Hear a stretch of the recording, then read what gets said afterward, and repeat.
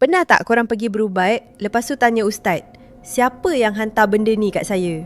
Kalau perawat tu terus sebut nama si Polan atau si Polan, korang kena hati-hati. Ini sebabnya. Pertama, sumber info tu dari mana? Dari jin dalam badan? Ingat, jin dan syaitan ni sifat dia penipu dan batu api. Kerja diorang memang nak melaga-lagakan manusia. Entah-entah jin tu petik nama kawan baik atau adik-beradik korang semata-mata nak bagi korang bergaduh dan putus silaturahim.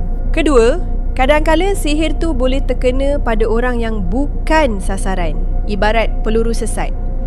Jadi kalau perawat tuduh sembrono, tak pasal-pasal jadi fitnah. Perawat sebenar yang ikut syarak selalunya akan rahsiakan identiti walaupun dia tahu, demi menjaga aib dan elak dendam. Ingat, tujuan asal berubat adalah untuk sembuh, bukan untuk cari musuh.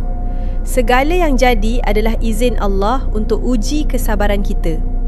Ubat paling mujarab adalah ayat Al-Quran, hadis dan doa kepada Allah, bukan mentera pelik-pelik. Kalau perawat korang suka sangat main teka nama, baik cari perawat lain. Takut nanti sihir tak hilang, dosa memfitnah pula yang datang. Jaga akidah.